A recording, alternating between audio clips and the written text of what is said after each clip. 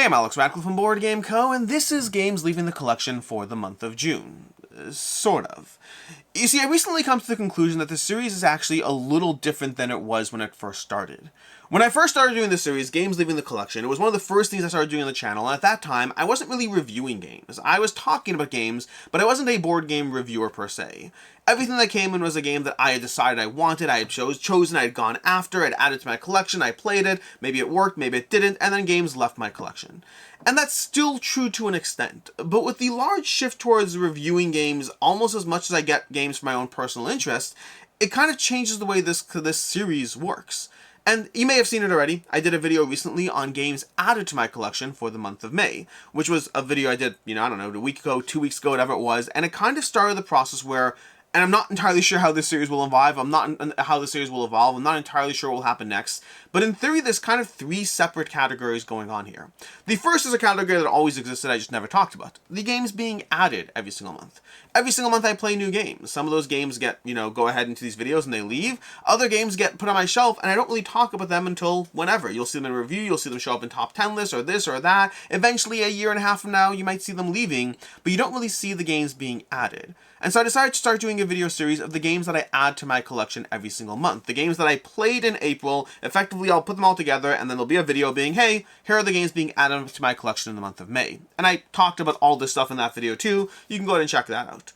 Versus the games leaving the collection series is a combination of two separate things. The first is going to be the games I recently reviewed, and after reviewing them, I decided I didn't want to add them to my collection. So it's a little bit less that they're leaving my collection and a little bit more that they're not being added, and that's usually the majority of games that go into the segment. And then every single month, inevitably, there's always a few games that are also leaving my collection. There are games that did get added to my collection, they did get put on the shelf, and now they're leaving. Whether it's, 2 months after they got added, whether it's 3.5 years after they got added, something about the change, there's always a change, why they were added, why they're leaving, and that's present. And so I don't exactly know how I'm going to iterate this moving forward. For right now, there's going to be 2 videos a month. For right now, there's going to be a games leaving the collection series, as there always has been, but clearly divided between the games leaving the collection and the games I'm choosing not to add. That's going to be the first difference. Because a lot of the games in general, I cover and review a lot of games. Part of the regular disclaimers I give in this video series is I play a lot of games every single year and I can't add most of them to my collection. At this point, there are games I give 4 to 5s and I can't add them. I just have too many games that I love and not enough game time to add everything that I think is a great game. Just because you're a great game doesn't mean you make it on my shelf. I have to think about whether I'll play it, whether I'll pull it out. There are so many great games, I have to pick and choose. So one category is going to be the games that I think are, whatever I think of them, they're not being added. And the second category is going to be the games that are leaving the collection. Whenever they got put on the shelf, something about between when they got added to the shelf, they're leaving now. And we're going to distinguish that going forward in this video series. What I might do, and what I'm looking for your feedback on as well, is your own feedback as far as how to handle these series, just from terms of what you want to see. For right now, my own instincts are to do 2 separate videos, games being added to my collection based on, the plays I've had, what I think about them, thoughts around that, and then the games leaving broken up into 2 things. But I do welcome your feedback as to maybe it should all be 1 video, maybe it should be 3 separate videos. Let me know in the comments down below what you want for this series, because frankly, your opinion matters. But with that, let's go ahead and dive into this video. I've already given the disclaimer that I play a lot of games every single year, and I do have to not keep or get rid of great games. It's just the reality of being exposed to so many games and trying to pick and choose the ones that I think are most likely to hit my table. And then secondly, is if you are a member of the channel, whether you're a member over on Ko-Fi, whether you're a member on Patreon, some of these games get given away every single month. Every single month I give away a few games from this video series, so if you are a member over there, go ahead and, well, not go ahead. If you are a member over there, there'll be a post that goes up generally every month. Sometimes I do it every other month and I just bundle the last 2 videos together, but I give away some of the games that are in these videos. And with that long disclaimer, which I'll probably be briefly talking about for the next few videos on this channel for the next few videos of this series, until I'm sure about how things settle. But with that, let's go ahead and dive into the games today. We're going to have 6 games that are not being added to my collection and 4 games that are leaving my collection. Although not, well, 2 of them are, well, we'll get into it. Anyways, let's go and start off with an easy one. For the Queen. For the Queen over here from Darrington Press is a very compelling game. I cover this in a full review. You can check that out. Also, some of these are reviews you may not have seen yet. Sometimes the timing of these reviews go up later, earlier, whatever. But For the Queen is a fun little RPG adventure where you're basically being asked a series of questions about your relationship with the Queen. Something, whatever the relationship might be. Maybe it's something that happened once. Maybe it's a secret she asked you to keep, a favor she asked from you. How did you get to know her? And throughout these questions, you start defining your relationship, and based on how you answer and how others answer has you defining your relationship until you eventually get to the penultimate question, or the ultimate question, the final question, where you're asked, the Queen is attacked, what do you do? And it's a very interesting RPG experience that I both respect for what it's doing while also still not being my genre of game. This is very much creative storytelling. I think it did an excellent job. This is not my genre, and I still enjoyed my plays. But enjoying my plays is very different than holding on to this for repeater plays. I don't need to continue to play this one. This is a good experience in a genre that I don't like. So For the Queen, it was almost certainly always going to leave. I'm still impressed by how well it does what it's doing for its target audience, if that makes sense.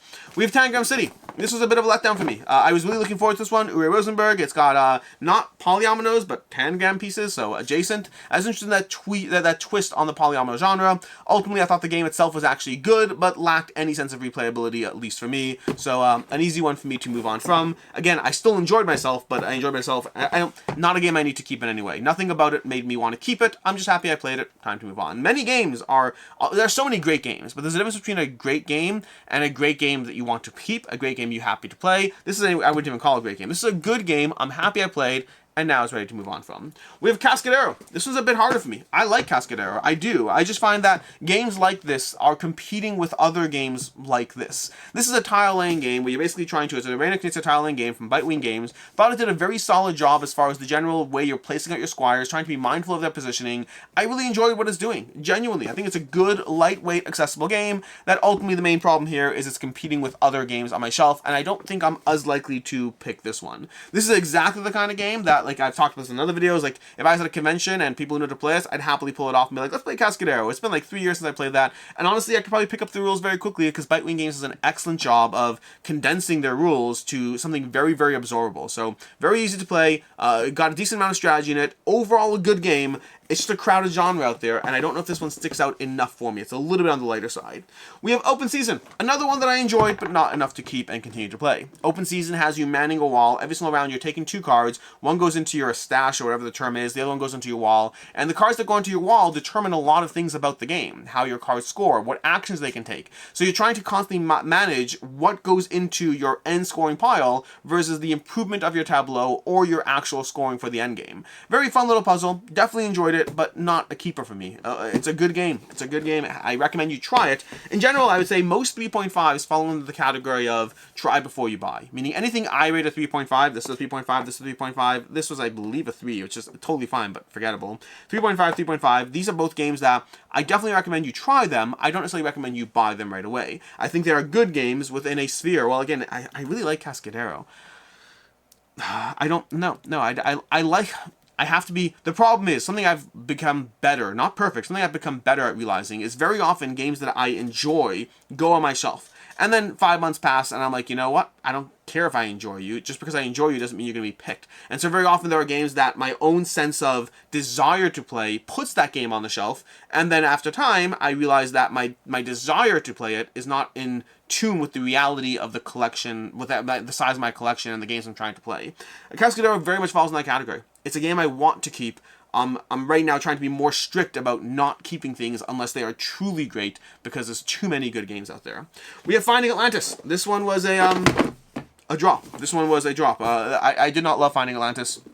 I thought it did not have the best deduction, and it didn't have the best hidden movement. It was kind of a mess of parts. This is a game that I think you can safely pass on. Just not for me. There are better games. I don't even think this is a good game. I think this is an okay game. Meaning okay meaning if they hadn't played other similar games, I think you can have fun with this. But I think there's so many better games. It is an okay at best. Anyways, we have Dabba Walla over here. Dabba Walla is going to be our number 6 over here from the games I'm not keeping, but I have played. I like Dabba Walla. My first play was pretty solid. My subsequent plays were pretty solid. I've enjoyed this game. I don't love it, though. And that's, again, the part of me wants to hold on to it, part of me wants to keep it, but the reality is I'm not going to pick this over other games, or at least not frequently. Dabba Walla does have a nice stacking polyomino mechanism where you're trying to create a little score, a little section of 3x3 is the base game, but then you have some variety stuff within the modules to mix up the sizing. But a standard 3x3 grid, you're stacking polyominoes, building them higher and higher. At the end of the game, you're all combining your scoring cards to determine how each color scores in each stack, which is not a full understanding from this alone. I have a full review on, well, I think I have a full review on everything over here. But anyways, yeah, dedicated. I think I have dedicated reviews on all these. But anyways, Dabba Walla is fun. I enjoy it. I think it's very accessible. I think that for me, I prefer something like Project L. If I want little, small, tight polyomino scoring, I'm going to pick Project L over this. Very different games in what they do. Project L I find more satisfying, and there's so many other polyomino games that even once I'm branching out from a very specific one, there's just so many great polyomino games in my collection that, unfortunately, Dabba Walla is very good, very accessible, definitely a good try before you buy, but I would say it's a try before you buy kind of conversation. And those are the 6 games that are not stained in my collection, or they're not entering my collection per se. They're games I've reviewed, they're games that I have enjoyed, and some of these, others not as much, but ultimately none of them are good enough to stay, effectively. From there, we're going to go ahead and talk about the games that are leaving my collection. There's 4 games that are actually leaving my collection, and 2 of them I'm very sad about, and the other 2 I think I'm just being realistic as opposed to optimistic, which I talked about in this video already. The first one where I'm being realistic and not optimistic is going to be Ecosystem Savanna. Ecosystem is a series of 3 different games that all have different ways that they score, and I like all of them. I think I've already gotten rid of 2 of them because I only needed 1 of them, but even that one I don't think I need. I think there are too many games. The basic idea of Ecosystem is you're placing cards, and depending on how they go in the grid, you're all going to go ahead and add up on how they score. And I think there's so many great games in that genre of some form of placement with scoring manipulation and trying to figure out how everything scores and optimizing your score around it. There's a lot of things that do that, and a lot of things that do that well. I think I just have too many of those. I like Ecosystem. I've played this game several times. I've played all the variants. It is a good, enjoyable game. I don't think it's the one that I pull off my shelf as often when I'm looking for the best in class of the genre. It's great if you want something that's a little more travel friendly. I do think this has a lot of merit in a lot of different ways, but honestly, I probably use Button Shy for that category. So it's nothing wrong with Ecosystem. It is a good game. I genuinely like it. I genuinely recommend it. I'm not even going to say try before you buy. I'm going to say I recommend this game. The only caveat I have is just the sheer amount of games out there and whether this is best in class. It is very good in class. I like this a lot. I just like other games more. So unfortunately, Ecosystem does have to go. From there, going into another one that I've been optimistic about, but this one I kind of touched upon in my review that I didn't think was going to stick around. That's going to be Vienna over here. Vienna is from Stefan Feld, the Queen Game City collection over here, and it's a re-implementation of Laszlo. And I like Vienna. I like it a lot. It's got some really satisfying card play in the game that has you placing people down on the board in terms of managing where they're going to be able to get points, but also to fulfill various missions when you're playing in the advanced mode. It's got a little bit of everything that's going to score you points, which is typical for Stefan Feld, a little bit of point salad going on. It's a very satisfying experience. But it's not an experience I love. Stefan Feld has many experiences I love, from Bruges to Bora Bora. Well, I mean, there's the new versions of those games too. Hamburg and Macau, or not Macau. No, what's the new one? Oh my gosh, what's the new one that replaced Bora Bora? Bora Bora was replaced by. Oh, this is gonna bother me. What was replaced by Bora Bora? It was the name of another existing game. Like it shared another name. I'm gonna forget. Anyways, there's a lot of Stefan Feld games that are really, really, really excellent and that spark joy, as the case may be. Vienna is a good one. It is very good. I like it a lot. I wish I could keep it. But it's not the same level as the other games, and I really don't love the graphic design of the board. I think the board really doesn't... Like, some of his other games really look beautiful. They pull you in visually. I don't think that Vienna does so in any way, shape, or form. It is my least visually attractive from his games, and probably the least satisfying from his games, in a world full of amazing games that I love. And so, Vienna's biggest enemy is more Stefan Feld games, but it's really, really strong. It's a really good game.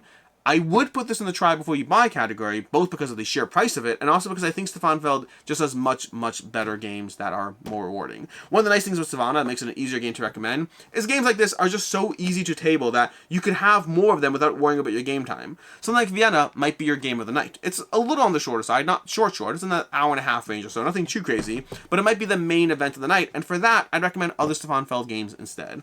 So that's going to be 2 games here that recently were added. This was maybe like, maybe 2 months ago got added. This was maybe like, 6, 8 months ago, somewhere in that range. So these are somewhat recent additions to my collection that are leaving just because of realism. Then from there, we have 2 that are leaving that are not nearly as recent. We have Ancient Knowledge, which got out of my collection around a year and a half ago, I want to say. I played this in the prototype phase, and it wasn't a crowdfunding campaign, but nonetheless, it sent me a prototype. I have a little testimonial somewhere in the back of the box. Somewhere here. Oh, wait, no. Oh, this is still the prototype version. Never mind. I have the placeholder spots where they were going to put the testimonials, but this is still the prototype version, which is a final print run that, as far as I know. I don't know if there's any differences. I didn't realize that I never got the new version. Anyways, Ancient Knowledge. I've had this in my collection for around a year and a half, and I've enjoyed this game. I've played it in person, I've played it on Board Game Arena. I think it's a very solid game, and it hurts a little bit to get rid of. This is one... No. Ancient Knowledge does some things really well and some things not as well. The way you're combining your center 5 cards that kind of build up your ongoing abilities in play, combined with the fact that you have cards that constantly go and play with temporary abilities, it's a really satisfying experience. I believe in my recommendations for this game, I compared it to Innovation as far as the feel it gives me. And I think ultimately, whenever I'm looking at Ancient Knowledge or Innovation, I think I pick Innovation, and I think that's the main issue. Not to say you can't have room for similar games in your collection, but in this particular instance, the games feel very similar in terms of the feeling they give me, in terms of the way you're building up an ongoing tableau that is also constantly evolving, the way you're trying to be mindful of your opponents, but you can't spend your entire time looking at your opponent's cards because you're trying to play a game. I really enjoy both of these games, but I think I enjoy Innovation more. And I don't think there's a time that I've looked at Ancient Knowledge without thinking to myself, you know what, I just want to play Innovation. They are a little too similar for me and the feeling they give that I really like Ancient Knowledge. It's been around for a year and a half or so, but I do think that... I do think that I prefer Innovation enough that I don't pull this one out as much. And then lastly, we have one that really hurts. It's been a game that I've played... I haven't played this game in maybe 4 years, 3 years maybe. I can have to check my app and see when I last logged a play of this. It's a game that I still wonder if I'm wrong to get rid of it. But realistically, the issue for me is not that I haven't played it in 4 years, but when there's been an opportunity to play it, I've always shied away from playing it in the past 4 years. When someone else has suggested, oh, let's play that, I've been like, oh, what about these two? And I both love the game, but if I'm shying away from opportunities to play it, maybe it's time to move on. And that's going to be Sheriff of Nottingham up here. Sheriff of Nottingham is an excellent game. It is really, really solid. I've blinged it out with like full metal coins and everything. Every card is sleeved. I have the expansion in here. This is a really incredible experience. It's one of the better experiences I've had playing a bluffing game where you're trying to sneak one past people, you're trying to get that contraband, you have little bags with snaps, and you're trying to talk with your opponents and be like, oh, you know, you want to go ahead and inspect my bag? By all means. Oh, wait, I'll pay you $3 not to inspect it. And they're like, I need 7, and I'm like, I can do 5 tops. And you get into back and forth, and eventually you're like, nope, I'm doing 5, it's not worth it for you to open it, and they're like, fine, well, I'm going to open it. And then they open it, and it turns out you were not lying at all, you were actually only sneaking in good things, the entire bribe was just to mess with them. It is a satisfying experience that is incredibly fun, and I've had so much fun with it over the years. I wonder if I've played it out. I wonder, because I've played this game a lot, and I've had a lot of fun with it. But it has a similar arc every time you play it. And because of that, I think whenever there's been an opportunity to pull out, I'm like, do I really want to dive into another 90 minutes of bluffing and back and forth, and things I've done and enjoyed, and I've had fun with it. But there's a repetitive arc to the game, and I've had it in my collection for like, I don't know, 9 years, something like that. How long I've been... whenever this came out, I've had it for like, add a year to whenever it came out, and that's how long I've had it, basically. It is a really satisfying experience. You know, I know Simon recently came out with the... oh, my coins are falling out of the bag here. Oh, well. Simon, I know, had recently the Sheriff of Nottingham version from like Robin Hood and all that, which is great. I love the theme of that, although I've heard the production is lacking. But ultimately, this is an excellent game that hurts to get rid of. But it's not just the amount of time since I've played it, it's the fact that I haven't taken the opportunities to play it when they've presented themselves. And so I do think it has to go. And so that's where we are over here. We have 4 games leaving my collection. We have, what is this over here? 6 games that are not being added to my collection. And we'll follow up later this month, later in June, where you'll get to see a conversation about the games in May you'll see a later video in June of the games being added to my collection, basically. And we'll go through that and we'll take notes. Because effectively, the part that I'm trying to manage now is, if 4 games left my collection and I add 7 games, my collection just grew by 3 because these never got added. They simply are passed through. Cover them, review them, moving on from them. And so I think my collection, despite my best attempts, is still constantly growing. At a manageable pace, but still at a pace that is a problem. Anyways, until next time, I'm Alex Radical from Board Game Co. I hope you've enjoyed this video, and as always, I hope you have a good one.